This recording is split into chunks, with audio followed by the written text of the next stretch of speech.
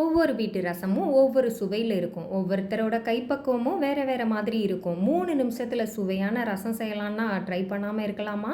வாங்க எப்படி செய்யலான்னு பார்க்கலாம். Hi friends, welcome to 90s ஜெனா சேனல். என்னோட சேனலை ஃபஸ்ட் டைம் பார்க்குறவங்க சப்ஸ்கிரைப் பண்ணிவிட்டு பக்கத்தில் இருக்கிற பெல் பட்டன் அழுத்திக்கோங்க. ஒரு சின்ன பவுல் எடுத்து அதில் ஒரு சின்ன நெல்லிக்காய் சைஸ் புளி எடுத்து 1 டம்ளர் தண்ணி கொதிக்க வச்சு ஊற்றிக்கலாம். புளி சுவை பிடிக்கும்னா புளி அதிகமாகவும் தக்காளி கம்மியாகவும் சேர்த்துக்கலாம். நான் இன்றைக்கி புளி கம்மியாகவும் தக்காளி அதிகமாகவும் சேர்த்துருக்கேன்.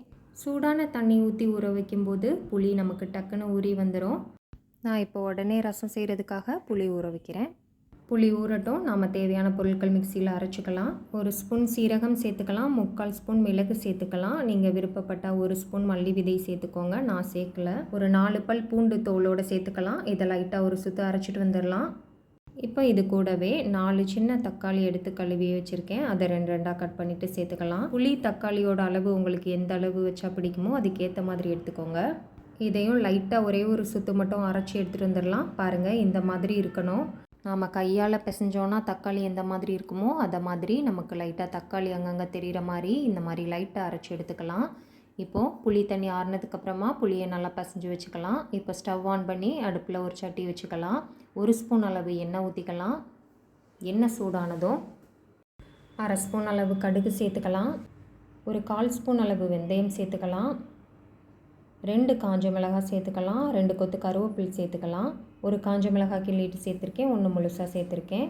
இப்போ நல்லா கடுகு வெடித்ததும் எல்லாத்தையும் கலந்து விட்டுக்கலாம்.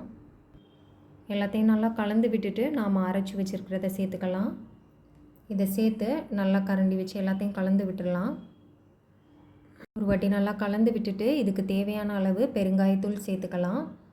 பெருங்காயத்தூள் சேர்த்துட்டு இந்த தண்ணியெல்லாம் நல்லா வற்றி வர தண்டியும் கொஞ்சம் வதக்கிக்கலாம். இந்த மாதிரி செய்யும்போது நமக்கு தக்காளி பச்சை வாசனையும் இருக்காது. சீரகம் மிளகு எல்லாமே தக்காளியோடு சேர்ந்து தான் இருக்கிறதுனால அது தீஞ்சு போய் அந்த மாதிரி பிரச்சனையும் வராது.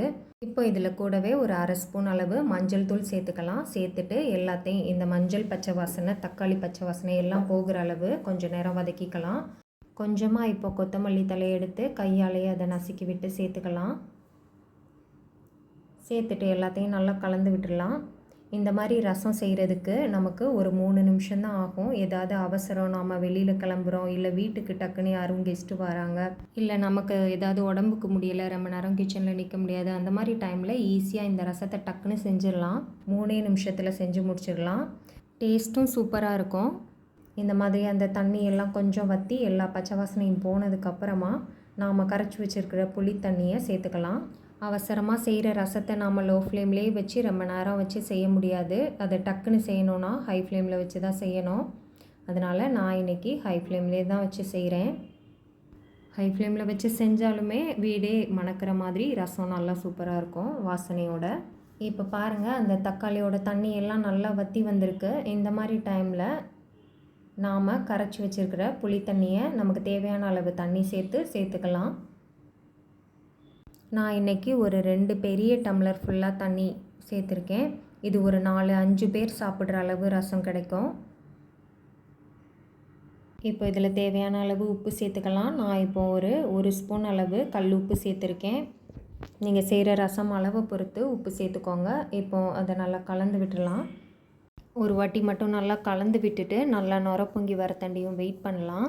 ரசம் வைக்கிறதுக்கு தேவையான பொருட்கள் மட்டும் ஒரு இடத்துல எடுத்து வச்சிட்டோன்னா நம்மளுக்கு புளி ஊற வைக்கிறதுலேருந்து நாம் எல்லாம் அரைச்சி தாளித்து ரசம் வச்சு முடிக்கிறதுக்கு மொத்தமே 3 to 4 மினிட்ஸில் முடிச்சிடலாம். ரசம்னாலே தக்காளி பிசைஞ்சு தான் செய்யணும் அப்படின்னு சிலர் விரும்புனீங்கன்னா தக்காளி பிசைஞ்சு எப்படி சுவையான ரசம் செய்யலாங்கிற வீடியோவோட லிங்க் டிஸ்கிரிப்ஷனில் கொடுக்குறேன், செக் பண்ணி பாருங்கள். இந்த மாதிரி 3 நிமிஷத்தில் வைக்கிற ரசம் கண்டிப்பாக நிறைய பேருக்கு யூஸ்ஃபுல்லாக இருக்கும்னு நினைக்கிறேன். ஒரு அவசரத்துக்கு இந்த மாதிரி கண்டிப்பாக செய்யலாம். இது ரொம்பவே டேஸ்ட்டாக இருக்கும். நல்லா மணக்க வாய்க்கு சுவையாகவே இருக்கும். இப்போ பாருங்கள், லைட்டாக ஒரு இடத்துல மட்டும் கொதிக்க ஆரம்பிக்குது. இப்போ லைட்டாக கரண்டி வச்சு கலந்து விட்டுடலாம். இப்போ பாருங்கள், ஃபுல்லாக நல்லா நுர பொங்கி வந்திருக்கு. ஒரு இடத்துல மட்டும் கொதிக்க ஆரம்பிக்குது. இப்போ தேவையான அளவு கொத்தமல்லி இலைகளை தூவிட்டு அடுப்பை ஆஃப் பண்ணிக்கலாம். சலசலன்னு ஃபுல்லாக கொதிச்சு வந்துடக்கூடாது. இப்போ உடனே நாம் இதை வேறு பவுலுக்கு மாற்றிக்கலாம். பாருங்கள், இப்போது நமக்கு ரொம்பவே சூப்பரான ரசம் 3 நிமிஷத்தில் ரெடி ஆயிடுச்சு. கண்டிப்பாக எல்லோரும் ட்ரை பண்ணி பாருங்கள். டேஸ்ட்டு சூப்பராக இருக்கும். அவசரமாக ரசம் வைக்க வேண்டியது இருக்குன்னா நான் இந்த மாதிரி தான் செய்வேன். சாப்பிட்ற எல்லாருமே சூப்பராக இருக்குன்னு சொல்லுவாங்க. நீங்களும் ட்ரை பண்ணி பார்த்துட்டு எப்படி இருக்குன்னு சொல்லி எனக்கு கமெண்ட் பண்ணுங்கள். என்னோடய சேனல் பிடிச்சிருக்குன்னா லைக் பண்ணுங்கள், சப்ஸ்கிரைப் பண்ணுங்கள். தேங்க்ஸ் ஃபார் வாட்சிங்.